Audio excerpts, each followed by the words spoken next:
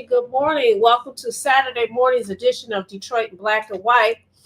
We are happy to be here. This is a brisk fall morning. Very brisk fall morning. Dwayla's with us. I know. D-Love, what's going on? I call her D-Love. Dwayla. Good morning, Dwayla. We're so happy. Yeah, Dwayla. Dwayne.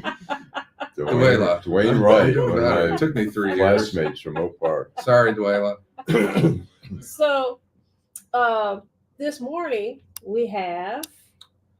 We got Roy McCalister, who's running for 2nd District City Council in Detroit, former Detroit police officer and high-ranking official. Yeah, friend of the show. Yes, he was in the council and he did not get reelected the second time, but he's up again, and I think he's probably knows he's got to work a little harder to make sure he gets back in there. But he's a solid guy. Yeah. We also have Sylvia Jordan, a 17-year veteran of the Southfield City Council, who's running for mayor, who came close in the primary, 56 to 39. She had 39% of the vote. So. And who is she? Right? Is Ken Stiver. Oh, so he is the mayor. Yeah, he is the mayor. He's been the mayor since 2015. I think he's running for his 3rd term. Well, he is. I know both of them. Yeah. Which is interesting.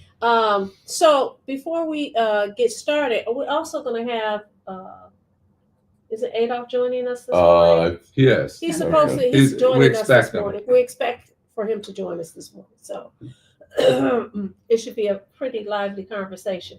So we're going to start. Always. Yeah. We have Jim Nardone, former chief of police for the Trenton Police Department. We also have Eastside Al. Eastside Al. Deadline Detroit, Washington Post. Good morning. Good morning. You also have Vanessa Moss up here this morning. Detroit News too, right? Detroit News. 11 years for Detroit News in the Lansing Bureau, and then I covered federal court and federal law enforcement. And he didn't get arrested. He just covered the federal court. I went on raids and everything. Oh, we went to crack houses and all that. Me too. Educational. It was fun. Yes, educational. I'm not going to tell you whether or not I've been in the crack house, but at any rate, I do want to follow up on something that we talked about last night. I saw something this morning about how there's so much false information that's out there on the internet, but now you have AI that's taken over, and they may take a sliver of truthful information and build the story around it, and they're making a whole lot of money. And a lot of these people are not even Americans. Really? They're not even Americans. Yeah. Good morning, I Jill. thought that was really interesting. Yeah. Well, the AI thing is becoming very controversial because what's happening is that like companies like the New York Times who are producing the content, AI is taking that content and summarizing it, and they're going on the top of the Google page, and the New York Times is losing traffic and stuff like that. So there's some copyright issues and trademark issues and all that going on. So it's the Wild West. I mean, the internet is still the Wild West, still trying to figure out how to regulate it. It's easy to identify AI written stories because they're so fake looking. Oh, they are. I mean, when you go on the internet, you can look at it and say, "Oh, this is not fake." But I heard this morning that you have a lot of seasoned people who watch YouTube and they click on this, it's clickbait, of course, and they really believe this information. They go out and report it to other people, which is really ridiculous. I think that if you go into, because I watch YouTube a lot, but you have to have a discerning spirit to know that this is a bunch of bull. This is not.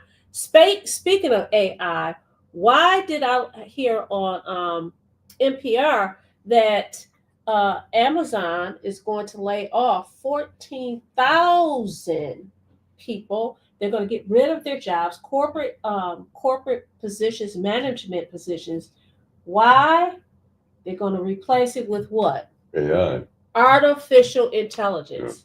$3.9 billion. Well, I think what they're saying, the advice that people are giving workers is learn AI, be part of the AI, and don't get squeezed out from it. And so we don't know, though. I mean, look, I mean, the whole thing is, a friend, Ray Kurzweil, who's written a couple of books on singularity, Mhm. and the whole thing is about at some point AI is going to overtake human intelligence. We're not there yet, but there's a fear that AI is going to dominate. We've seen it in movies, sci-fi Yeah. movies, where the robots take over because of the AI, and that's something to be concerned about. Isn't that what the people in Hollywood was talking about when there was a strike a couple of years ago? But their images.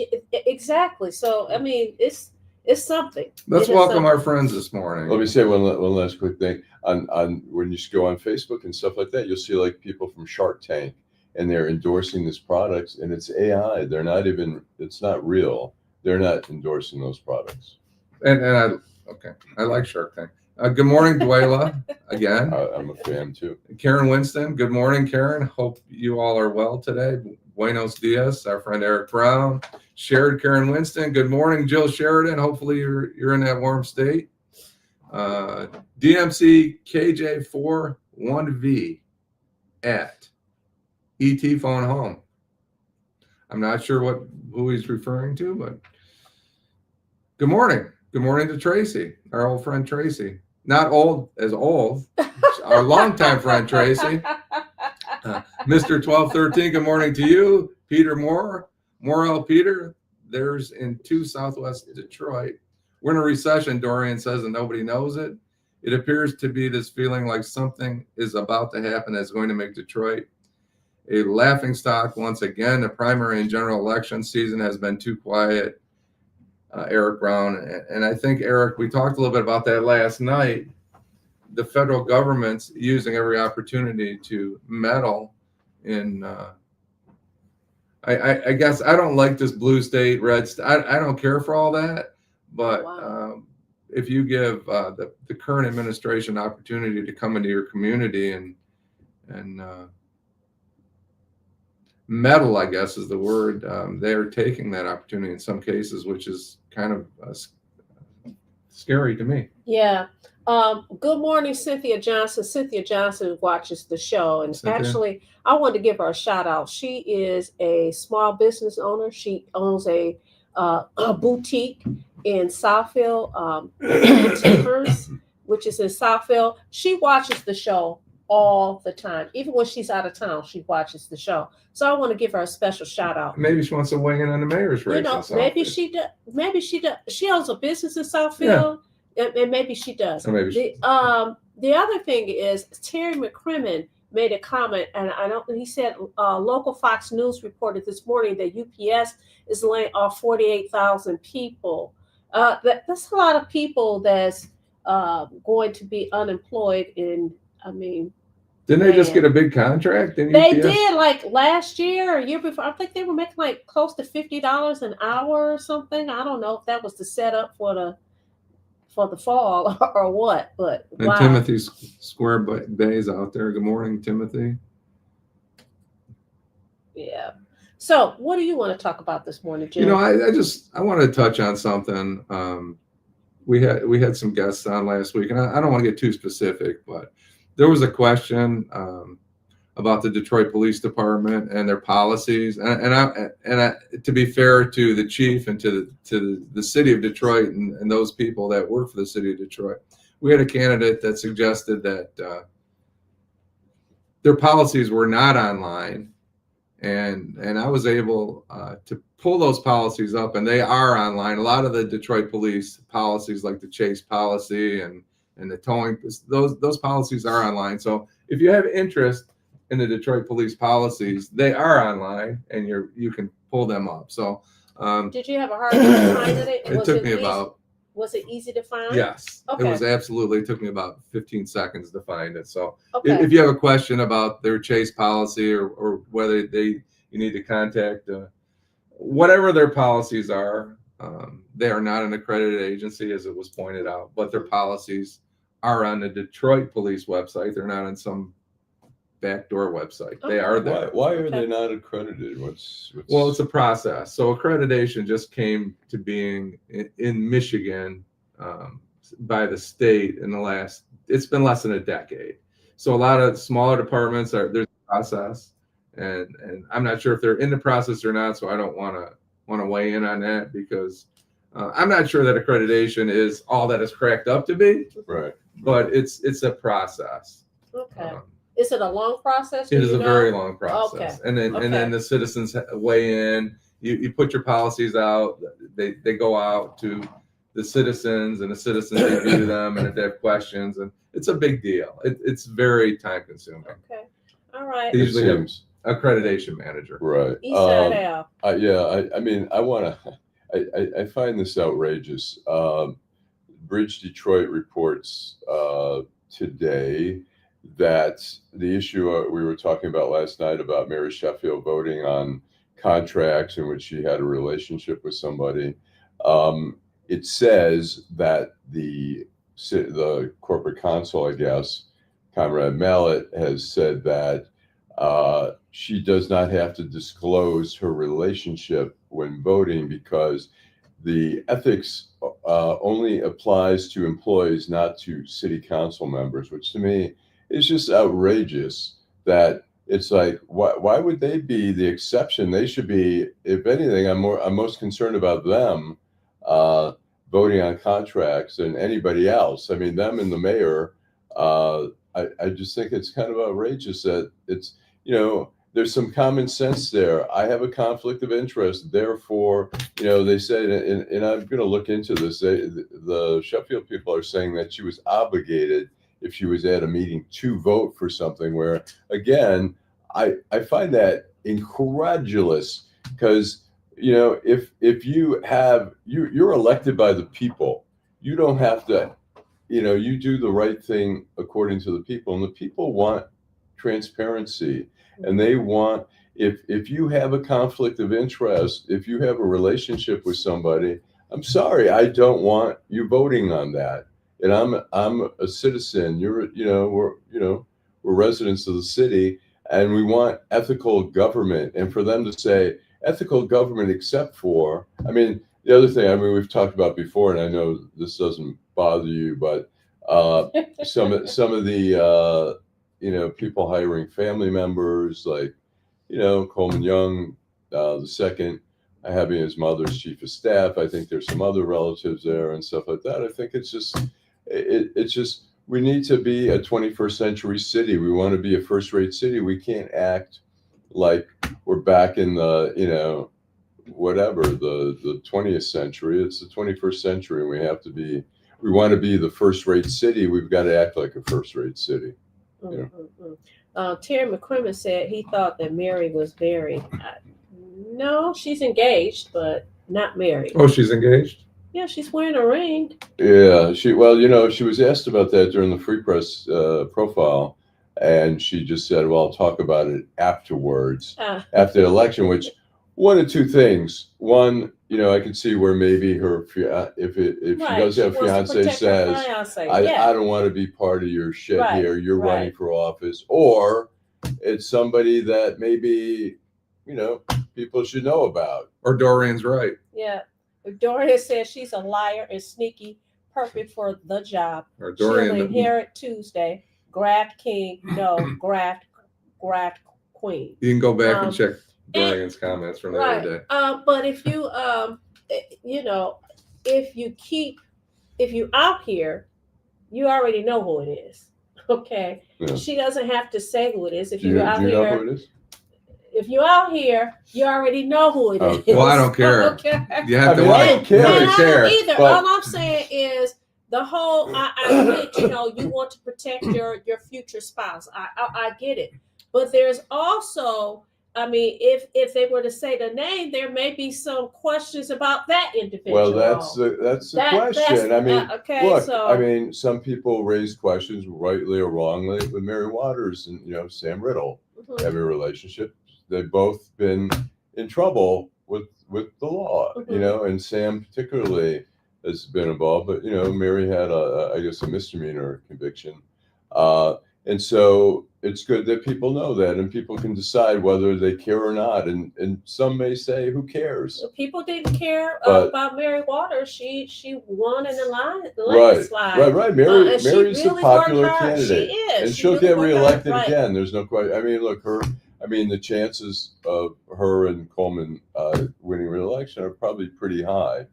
But I just think, with Mary, it's like, I don't care who she's dating. I don't care if she's married. I don't care whatever. But if she's engaged to somebody or going to marry somebody who raises questions in the political landscape, then I think people should know about it. But you know what? That's interesting because some voters do care whether or not you're married. I mean, they do care. I noticed that Pastor Kinlock now has these billboards. He has the nice family on the billboards as well as the flyers. So for some people, the optics does matter. They see it as stability. So, they see somebody as like stability. You're not going to be running around. Not that it matters. Look at JFK, man. That guy was like, yeah. I mean, all these politicians. I mean, there's a ton of them out there who they have the family image, and they've got something going on the side. Just want whoever wins this election to run the city and it to be a priority. DeBreg 921 says the ring is for optics, and we don't know that. It could be. And Dorian, if you can name a clean politician, I'll sell you a bridge to Chicago. I wish there was a bridge to Chicago. The corporate counsel, Eric, is a supporter of hers, referring to Mary Sheffield. It looks like business as usual over there in the city of Detroit, and that's the unfortunate part. The city of Detroit Law Department lies. Thank you, Karen. They are, well, it goes back to the bought and sold in the marketplace kind of.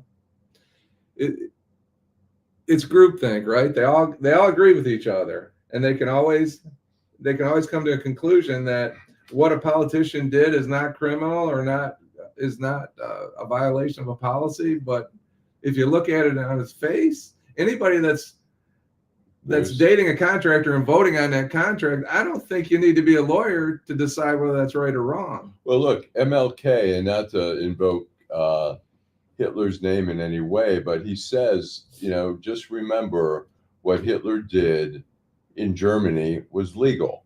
And so sometimes what's legal is totally immoral, unethical, and stuff like that. And to me, it's just common, government 101.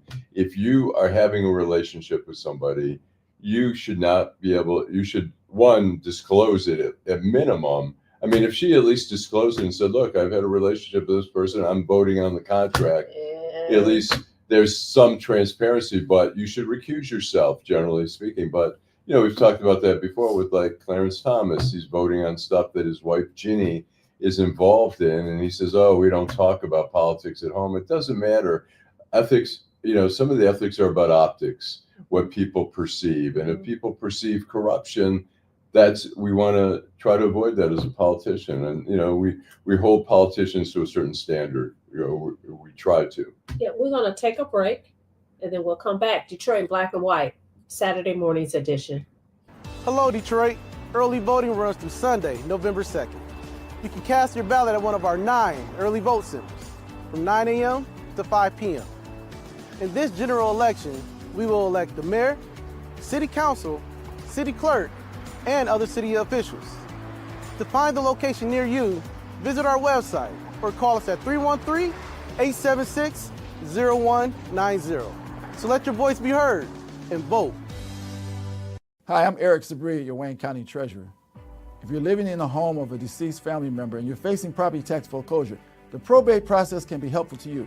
If you file a probate petition and notify our office, the foreclosure proceedings will be halted during the probate process. Contact us at 313-224-5990 or email us at taxinfo@waynecounty.com. We're here to help.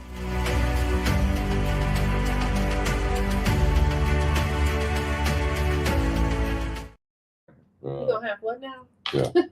Gonna see more of the president. We are back. Oh, probably so. We're back in Detroit in Black and White. You were just wrapping up something. I'm sorry. Now I said, listen, we're going to have a break. No, but I mean, we want transparency in government. We want honesty, and that's really important because we have had council members go to prison. We've had council members, we've had quite a few under an FBI investigation. I don't know, the last council member to go to prison, I can't remember, it was Andre, Leland? no, No, not no, Andre. no. It was Spivey. Spivey. and I don't know if he's out yet. Oh yeah, but he's out. He's out, good. but yeah. He's so, but look, we've had a history of people, Monica Conyers. We've had people go to prison, and we don't. It's not okay. They've done some search warrants in the last few years, right? Yeah, they did search warrants, but interesting. One of the council candidates who's running, she lost, was heirs. Her home was one of the homes that was raided, and I don't know if the FBI or the U.S. Attorney's Office at some point will sometimes give a clearance letter. If you're under a cloud, you get a clearance letter saying, you're clear, everything's okay. And I don't know if Air's got one or not. She may have, but she's running. Again, nothing ever came of that. And that's kind of the shameful thing is once you get raided and you're reported in the news, then your reputation is smeared, and if nothing comes of that, then Yeah. Well, I think that all of them lie. I hate to say that, but I think most politicians, I think they lie. For whatever reason. Well, some do, some people- try than others. When I was in the Lansing Bureau, the Detroit News, I went up there very skeptical, and I ended up leaving with a lot of respect for a lot of the state lawmakers who I thought were really decent and honest. Not all of them. There were some sleazy ones, but then I went to D.C. at the Washington Post, and I said, all right, well, I have to be open, but I left with more skepticism in Congress. I think everybody's trying to get a piece of them, and a lot of them are so compromised. So Dorian asked, I think he's asking, I don't think he's asking a question, he's making a point, but I'm going to ask the question.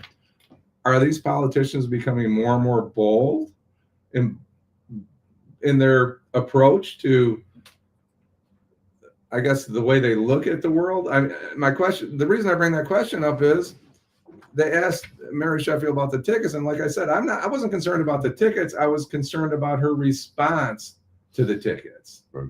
And she obviously doesn't care what the citizens of Detroit think about whether she took Jeezy tickets or not. I don't care whether she took them or not either, but it's her answer. It's not the question, it's the answer. I don't have to answer to you people. I'm going to be the mayor of Detroit, and I'm going to do what the hell I want. I think that's where Dorian is. And I think there's some truth to that. Well, you have a lot of politicians who feel that way. Hey, vote for me, and I won't set you free. I'm going to do exactly what I want to do. Right. I'm going to do exactly what I want to do. So don't believe what comes out my mouth. Basically, is what you're saying. Don't believe what comes out of their mouth.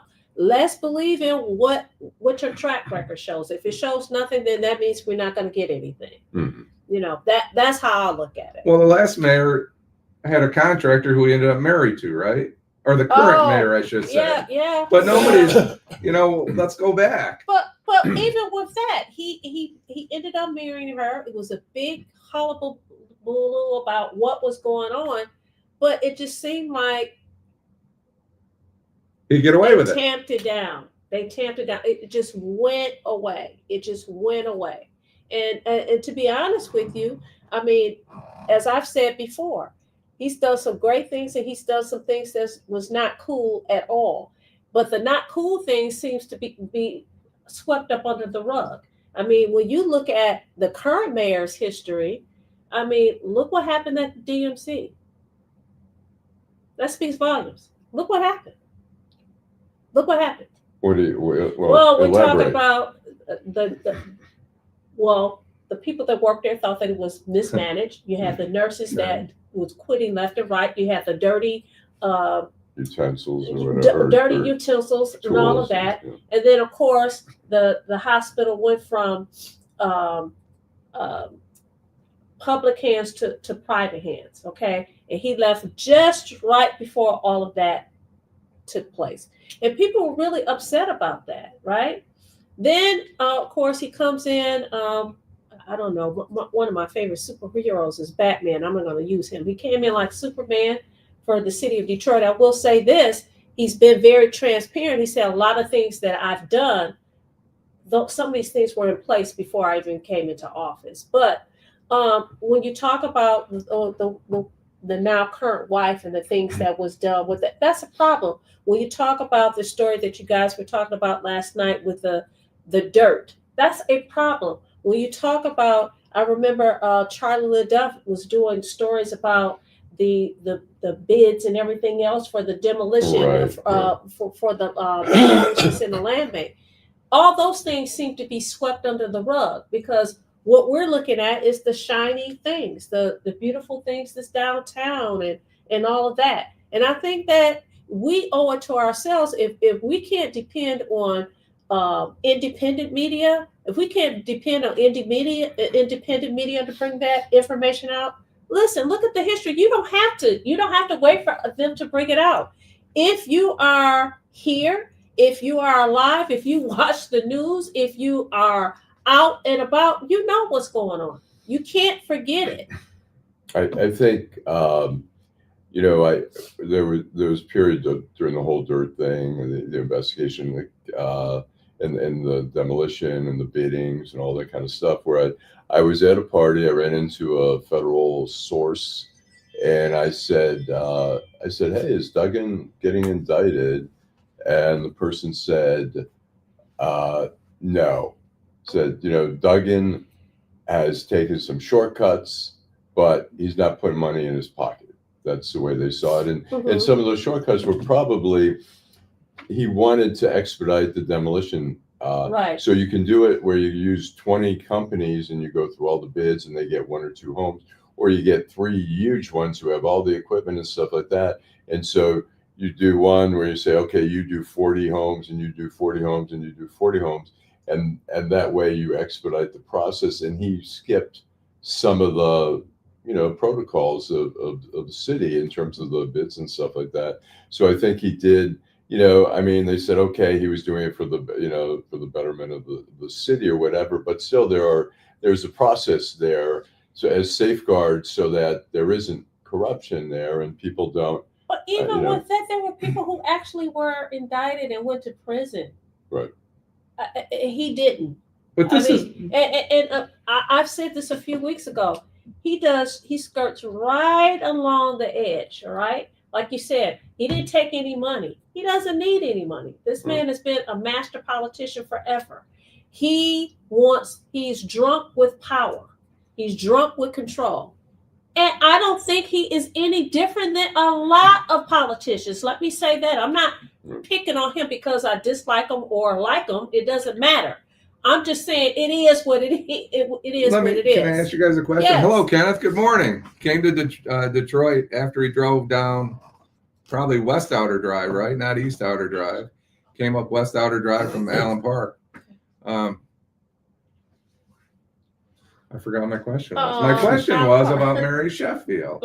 So if this isn't about people's personal lives, I don't care what Mike Duggan does in his first. I don't care what Mary Sheffield does. But when you give contracts, when you give the residents money to people, Mary Sheffield's the city council president. She's sitting back and saying the current mayor gave his girlfriend all this money. 2 people got fired from his administration that probably didn't do a damn thing wrong. Right. I don't care whose house he's hanging out with. That disappeared, all the intersection. and all that. What kind of example is that to the city council president? She's saying he's doing it. Why can't I do it? Well, I think when personal life intersects with your professional life, with your public life, then it becomes people's things. And and that's one of the problems when you run for office. You're exposed to your personal life is exposed sometimes, and that's why some people don't want to deal with running for office. It's like, why should I have my life scrutinized and every little thing, So, but that's a big deal. You're giving somebody $64 million in contracts, or you're getting that's the people that live here. It's their money. It's only $64 million. I know, it's their money. It's not his money. It's their money. Right. Yeah. One of our guests just walked in. We're trying to get her to scoot around if we the can- table. Why don't you? Yeah, come on, come on, come on. Here, come I'll on. tell you what. Why don't you and I switch seats? There you So go. Okay, Allan that knows sounds that. good. that Yeah. way. That way we won't. Good to see Alan his pad everybody. because Alan likes to ask a lot of questions. He's a Yeah. reporter, so he's going to ask the hard questions. Yeah. Okay. Okay. You want me to sit over on the other No, side? no, You that's sit good. here? Go Okay. All right. Good morning. Good morning. This morning we have candidate for mayor of the city of Southfield, the field of the South. Right up the lodge. Right up the lodge with it. Someone I've known for Many years. many years because I used to years. live in Southfield. Right. Sylvia Jordan. Good Good morning. morning. Good morning to you, Vanessa, and all of the Good great morning. staff you have with you. It's good to be We here. need to This get your is face right. in here, so let's Yeah, let's yeah. put that off to On the this side a cold little bit. But you're gonna have to side. talk right into the Cold fall microphone. morning. Yep. We want to get your smiling face, but we want to get you. So, Sylvia, you know what? For people who don't know who you are, I do. Give the people some background. I mean, you know, I know what you do. I know who your spouse is and your family, the whole thing. So, give our viewers some idea of who Sylvia Jordan, the person, is. Well, I just love life. I love people. I love family. I love my community. And that's who I am. I've been an administrator of a daycare and a school for the past 30 years. I'm vested in children. I'm an entrepreneur, serial entrepreneur, and served on city council for 17 years in the city of Southfield in a leadership role. 12 years as council president, pro tem, voted by my peers to be on the city council. I am a go green person, so last week was not All good right. for me. I'm a Spartan as well. Okay, great. Go green, and born and raised in Detroit, Cass Tech High School. Oh, And that's who I am. okay. Well, Sylvia, you decided this is not your first time running for mayor for the No. city of Southfield. So looked like you took a break. You said, you know what, let me step away from the political spotlight. Why now? Well, you know, and that's exactly what I did. So I ran for mayor unsuccessfully in 2015 against the current mayor. And shortly after that, my husband had a brain bleed. I lost my son to cancer. So I said, it's time to focus on family. And that's exactly what I did for the last 10 years. However, last year, some people from City Hall, City Council came over to me and said, you got to get back involved. And I said, nope, I'm not interested. That phase of my life is done. I'm done with politics. And that was last April. And then they came back again in November. And they said, we really need you to think about running for mayor. And I told them again, nope, not interested in it. But at the end of the conversation, because I am a woman of faith, Absolutely. I said, let me do I this. thought you were going to bring that in. Yeah. Let me pray about it. And that's what I did. In January, I prayed about it. And I clearly said, I heard the Lord say, go for it. You've got some unfinished business. So I got in the race in February, and we've been going full steam ahead ever since then. What is you're running against a veteran mayor who? Why are you a better choice than the current mayor? Well, there are many reasons why I'm the better choice, and beside just having vision for the city, moving the city forward. 10 years, we were promised a downtown. We were promised completion of Northland. Those things have not taken place. In addition to, and I just found this out since I've been involved in the race, is that there were some things that were done illegally in terms of homes that were taken from residents, and that's forefront. That the city and the mayor took people's homes, over 138 homes from people. For what purpose? For purpose of taking it and putting it into their nonprofit. And so in the majority of those were African Americans that lost their homes. And in fact, it's still happening today. Well, can you explain a little bit more? So what happens is, if a person is facing foreclosure from the county, the city is given the first right of refusal, which means the city can step in and purchase that home. Speak up so they can hear you too. The city can step in and purchase that home before it goes to public auction. And so that was done specifically on homes that were already paid off. So these people had already paid off their home. And they just owed taxes on it, is what Just you're owed suggesting. taxes on it. And the city purchased a home, and then the city put those homes in their nonprofits. And people were turned away from paying the few pennies that they owed on those homes and not being able to. I mean, they went and said, look, I have the money, I want to Look, pay. I have the money. And there's even John Stossel from ABC News did a report on it, several reports on it. They took it all the way up to the Supreme Court. Supreme Court ruled in those individuals' favor, demanding that Oakland County give them the money back for the equity in the home. Right. And even as of this day, less than 5 or 6 have been compensated for getting the money back. Wow. And it's Crazy. been it's being challenged by the current mayor and the current city administrator. So they won the court case, and they're still not getting their money back, which is just unfortunate. Right. You know, when I left Southfield 5 years ago, and I'm sure you know Keith. Keith, I forgot Keith's last name, but he is a rebel rouser in Keith Southfield. Jackson. Listen, Keith was like, Vanessa, this is what's going on. I mean, and it was a lot of people that was talking about that in the city of Southfield. So I kept, you know, I'm nosy, so I kept abreast of the lawsuits and everything like that. So we'll see what happens. So and let me tell you, I had no idea this was happening until I got in the race, and then people started bringing me this information. So this was not part of my campaign, right? You know, was to expose this, but it's like, whoa, this has to be dealt with. So one of the things that I know that was a hot button issue in the city of Southfield, you said that you're a daycare owner. What about that gun store that's that's opening up next to the daycare center? That was another big issue. So here we have, it was approved through the city, a gun store less than 30 yards from 30 feet from a daycare, 2 daycares, a large daycare and a small daycare, with the sign right up there. And so the neighborhood and the folks at the daycare were just alarmed. Here we are, when they drive into the driveway, they share a driveway, the daycare and the gun store. They share a driveway with the gun store. So there was an outrage in the community. The city council meeting probably had over 300 people there. Wow. But again, you've got leadership that allowed that to happen. There was no red flags that went off in everybody's head saying this is unacceptable. So that's why, you know, it's got to be a change in leadership. It's got to be new eyes, new vision, a new commitment to take care of the city. Jim, you have a question? I did.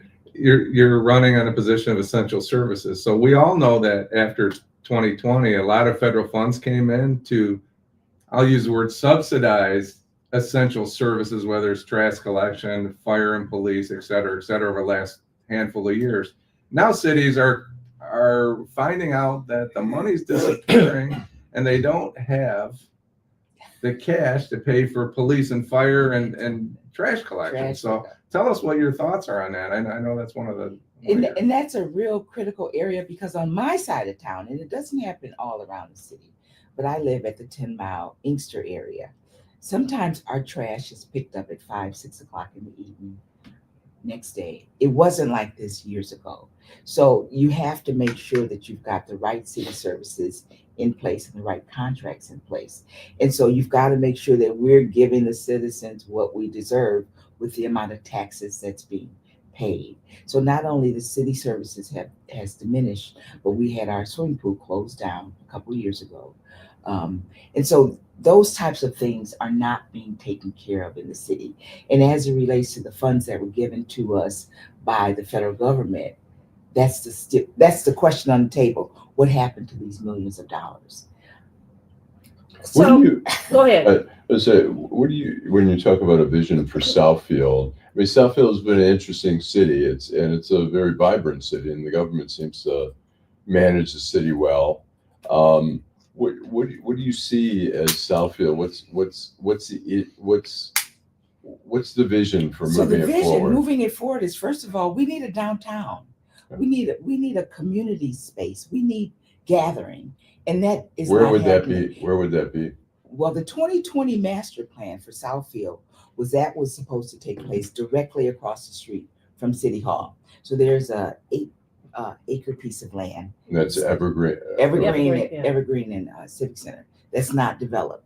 And in the master plan, when I was on the city council, we were turning Evergreen into a boulevard. So if you notice now, Evergreen Road between 10 Mile and 11 Mile is a nice boulevard, 2 roundabouts. And that was the vision, to put our downtown there. Well, that has not happened. Right. So the vision is a vibrant downtown, great dining. Right now in Southfield, if you live in Southfield and you want to go out to dinner with your family, this is what you decide. Am I going to go Farmington? Am I going Novi? Am I going Troy? Am I going to go to Detroit? You never think of a place in Southfield where you can take your family. And Tequila Willie's is long gone. Oh yeah. You still have Fuddruckers. I used to But work you right would there. not take your Yeah, kids here I nowadays. Right. Oh my. But TGI Fridays Now is it's a probably long lounge. gone too. Well, That's still, TGI Fridays is still hanging Yeah. on by the hair of their chinny chin chin, but they need to survive. You know, they need to. I want to see them stay there. In fact, that's where I'm having my campaign rally at TGI Fridays, because I was talking to the manager. She said we need more business here, and that would be a detriment to Southfield if TGI Fridays closed. It's been there down. forever. It's been Yeah. there forever. Yeah. that used to be the real single spot back That's in the, right. the Back 80s. in I the remember day. those days. Back in the day. So I want to see Northland develop Tell as us about well. Yeah, Northland. right. I grew up going to Northland. Northland was it. I mean, it was an amazing complex, really. I go by there, I see there's construction going on. What's happening? Nothing. Nothing is going on Well, I with heard there was Northland. No there was dirt apartments. coming out of there. Dirt So and weeds they and were all that taking other dirt and relocating it to Detroit. I don't know if they needed to. Right. So what's happening with Northland is absolutely nothing. It's been found that the current developer lacks the resources to get it done. Oh no. So that's what happened. Workers over there that are not union workers and workers that can't pass the inspections of the building that's been built.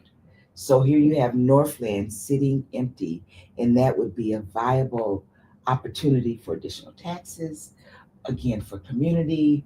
So Northland is sitting there. What's the vision of Northland? What's the master plan? So again, Will you bring it small up? boutique shops, Uh, affordable I can read housing. it. Even how when many housing units are we talking about? So you can have probably at least 220. At that time, when I was on the city council, the plan was for Providence Hospital to develop an area for their for residents to live there, and that hasn't taken place either. And then Providence Hospital has since been, repurchased, and so I don't know where that stands with our relationship with them. So we need some fresh eyes to get some things done, put some things in place to keep. We have a one of our colleagues that the frequent contributor that says new leadership is needed. Her name is Cynthia Johnson. She owns a business in Southfield. Yeah, right on She says new leadership is needed in the city of Southfield. I can't believe that they're trying to open a gun store. There used to be a time that Southfield didn't have liquor stores. So Right. Southfield was a different community. And Yeah. you So want to respond to let me Cynthia? go back to the gun store. So what happened with the gun store? Because of the uproar, the community uproar, the existing business, the daycare, went and purchased the lease of the gun store. So they bought their lease out. They ended up paying for the guy to relocate. So Southfield did nothing, even though it was Southfield's mistake. Right. But the Private business resolved private that, is what you're business saying. resolved it. So, Yeah. Sylvia, let me ask you this. Serving as mayor in the city of Southfield is basically another voice on city council. You have a city manager, right? We need to take a break and then we'll come back. We're going to take a break and then I'll come back, okay? Hi, I'm Eric Sabri, your Wayne County Treasurer. Are you living in the home of a deceased family member and you're facing property tax foreclosure, or maybe you know someone who's in the same situation? The probate process may be helpful to you. If you file a probate petition and notify our office, the foreclosure proceedings will be halted during the probate process. We have several nonprofit partners who have free attorneys who can assist you. Contact our office 313-224-5990 or email us at taxinfo@waynecounty.com. Don't lose your family property. Some of these properties have been in the family for 4 or 5 generations. Contact us now. We're here to help.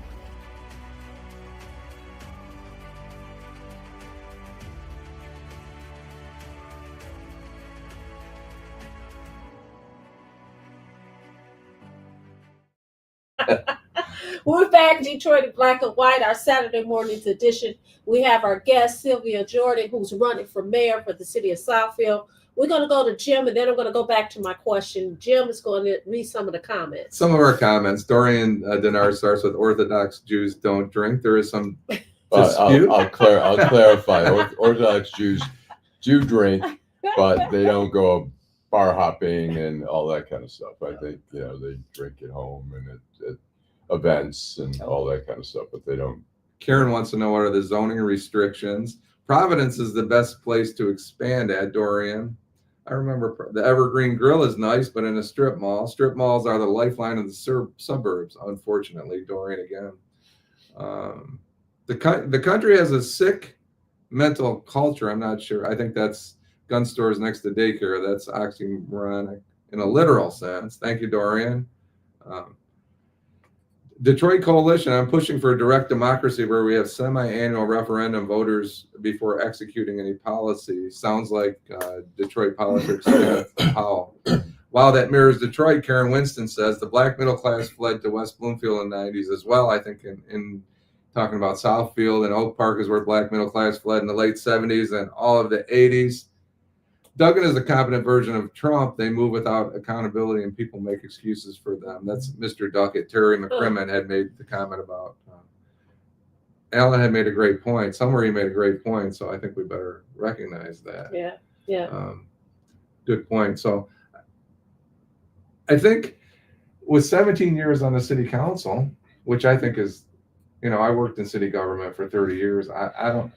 It takes a special person to be on the city council, and a city council president is the one that does the work, right? Mm-hmm. A lot of times the mayor is a figurehead. So when it comes to budgeting and finding money for swimming pools and police and fire and roadways, whatever the case is, you have the experience. So I think you should probably communicate a little bit to the people about how your experience compared to the sitting mayor who was elected the first time you ran for mayor. That's right. And what the difference in what you do and what he does. I think it is right? A lot of people have said during this campaign, you haven't touted what you do and what you have done. And, my record speaks for itself, but I've had to manage the budgets. We've had to make sure that there are systems in place to keep our bond rating up. And I did that while on city council. But what's interesting with the mayor's position, the mayor can use that seat to really leverage the businesses that are in the city. So Southfield touts 10,000 businesses. But when you look on their website of the business director, and I was just there the other day, the Facebook page, there are about 20 people that are part of that. So the relationships haven't been leveraged that can be leveraged to get a buy-in to the city. I spoke with one of the owners of, we have several car dealers on Telegraph Road, and I met with him a couple of weeks ago. He said, my problem is Southfield hasn't embraced me. He said, I love to give back to this community. I love to sponsor signature events here. He said, but I'm alienated. Nobody reaches out to me. So that has to change with that mayor's position. We've got to bring everybody to the table, everybody on board, and say, what can we do as a team? We're in this together. What is he looking for when you say reaching out? Well, he wants to give back. He said, we don't have a signature event, which is true, that he says, I live out up near Fenton area. And he said, on one Friday night out of the school year, everybody knows that that's the homecoming game for this city. Businesses shut down. We all galvanize to support the students. We donate money. It's just a grand event for the city. He said, we really don't have that in Southfield. And he's true. We don't have that signature event that shuts down the city, gets everybody involved, get the families involved to come out. We don't even have the fireworks. We used to have big Right, fireworks right, event Yeah, out there, yeah. right? So that got shut And down. I think that's part of the whole downtown. There's nothing Right. binding the whole city The together, whole and city downtowns are stuff and events That's like right. that are. That's right. So we have a question. Go ahead. So I'm going to say, then we can go to the question. There was something about liquor stores in the city of Southfield. Now, I lived in Southfield for 32 years. And so when I first moved there, it wasn't that many liquor stores. It's liquor stores, as far as I'm concerned, everywhere.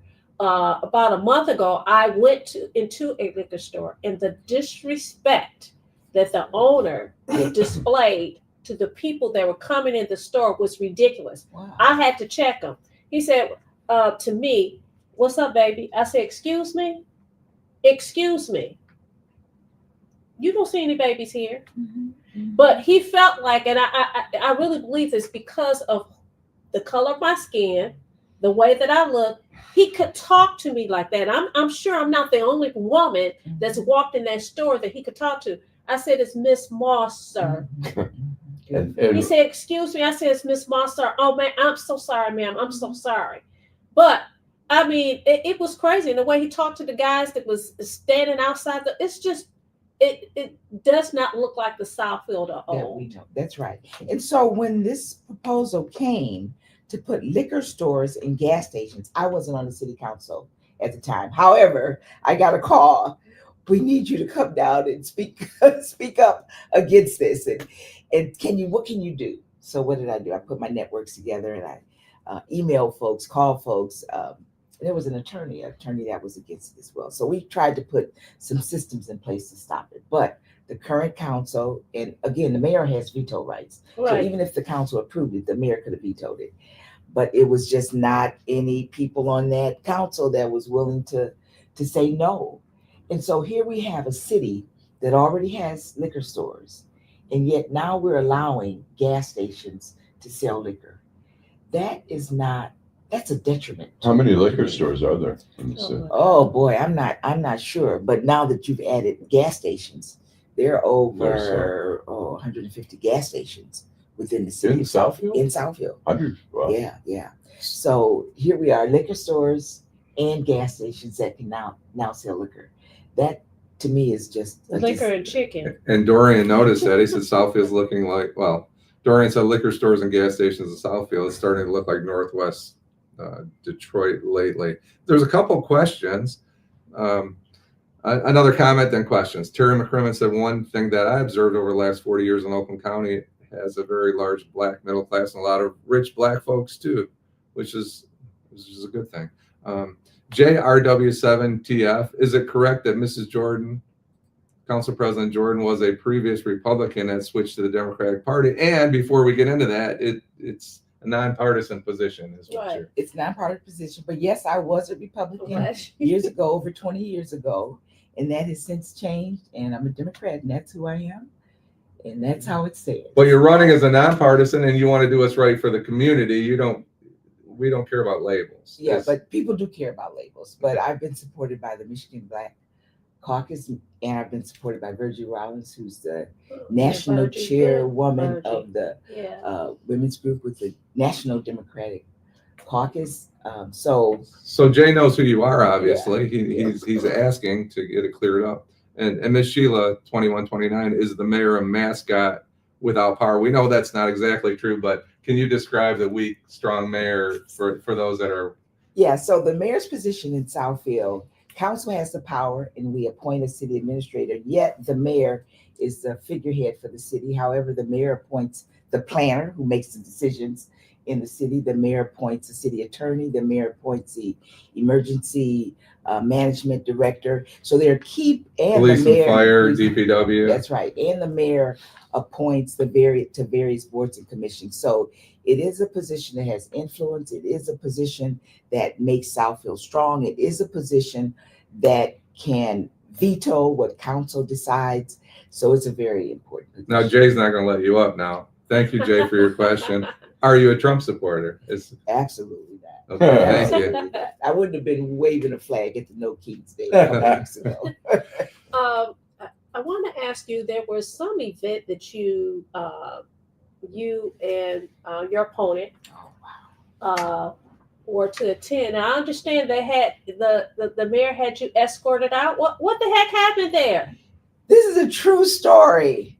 So I was out campaigning this summer, and I was invited to a senior citizens apartment, the Woodridge Apartments. And so I was over there campaigning, and they said, "Why don't you come over?" One of the residents, and I went over, and they were having a Motown celebration as well. So they're having a barbecue in Motown. So my daughter and I go over, and we're just campaigning. I passed out all my literature, gave them some cookies. And so I was done campaigning, and I was just sitting on the side, just enjoying the Motown music. So in walks the mayor, and I think he might have been startled to see me there, but he walks in and he greets a few of the residents, and then he goes to the back of the room. I didn't see him anymore. And I said, boy, that was pretty fast to just kind of walk through this event. So I'm still there just enjoying the Motown music, not even communicating with the residents, just enjoying the music. Probably about 10 minutes later, this black guy comes in, big black guy. He says, "You've got to leave this building." I said, "I don't have to leave this building." He said, "You have to leave this building. This building is owned by the mayor." I said, "The mayor doesn't own this building. This building is owned by the city." I said, "No, I'm not leaving." He said, "You've got to leave this building." So he got really close to me and basically was pushing my daughter and I out of the building. And so my daughter-in-law said, "Ma, come on and leave. You don't want to make a scene." Because I have a fight in me. Even though I'm a very, low-key person, I can put up a fight. And how old is your daughter? My daughter is 37. Oh, okay. And so she said, "Ma, come on, let's leave. Let's not do it." And I've got pictures of it. We were all so startled that she didn't even think of recording because she's a, Social, yeah, younger generation. Younger generation, instinctive. yeah. So we didn't even think of recording. All I did was take pictures. So we leave out of the building, and I'm going to my car, and I see another current sitting city councilman who's running for re-election. I see him walk into the building. I said, "No way is he going to campaign and I don't get a chance to campaign." So I turn back around and go back into the building. And That's again, the fight in her. I go back into the building, and the guy comes back up to me. "You've got to leave. The mayor owns this building, and you've got to leave." So That's outrageous. That is. This is the I'm surprised the kid is acting like that. This is the clicker. So I tell a friend of mine. Mayor Cyber. Mayor Cyber. So I tell a friend of mine who's an attorney. She said, "You know what? I'm going to see who owns that building. Maybe he does own the building." Well, she did some research, and come to find out, they have done some things with this nonprofit that stole the homes. His name is on.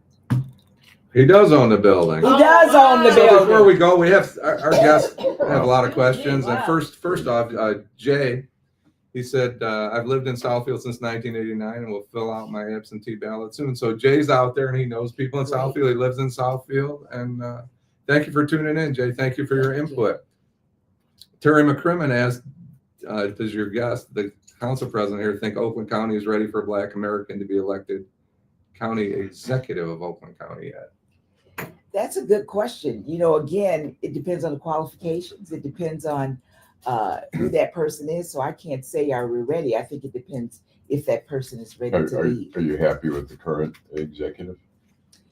I think he's doing a great job. I'm happy that he's really put his foot down in terms of ethics in government. I read in the paper today that he's dealing with that person. So that's what it takes. It takes a person that's going to bring ethics back to this government. You can't just be a get along, go along. And G Money Hollywood, thanks for tuning in. We haven't heard from you yet today. Unfortunately, other suburban areas as well have gas stations selling liquor. It's in Troy, Rochester Hills as well. People are looking for their consumer services under one umbrella, nothing new. And I guess that's true.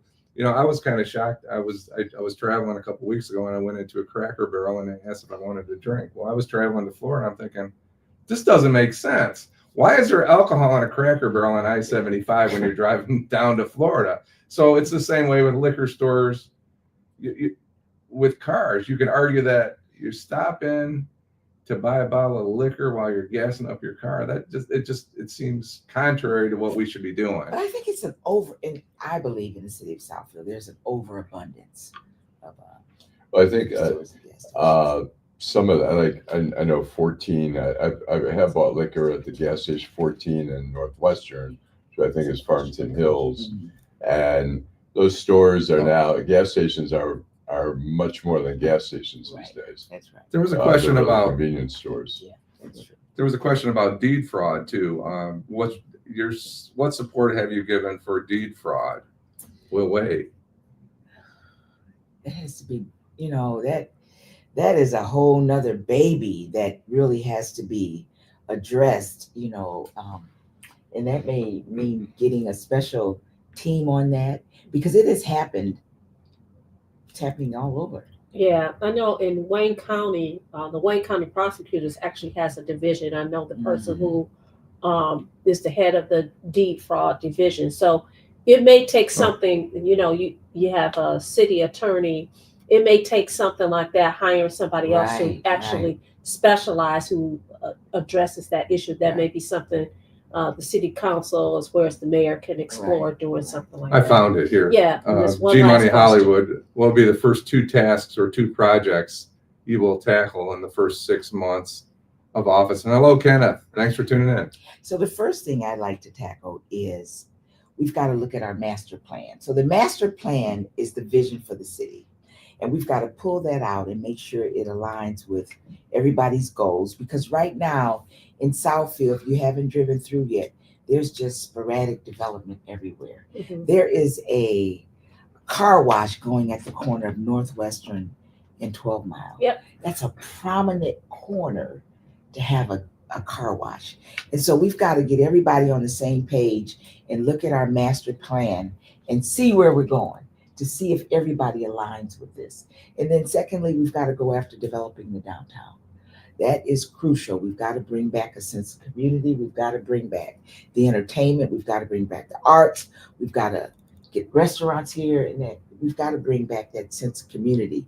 When I look at Oak Park is just a fraction of the size of Southfield. Right. And there's so much community there. Berkeley. Yeah. So much Oak Park has community really there. developed the 11 Mile Road where they didn't have bars for a long time. Right. Now they have a whole bar district. Yeah, 11 Mile and even 9 Mile where they put that nice trail in.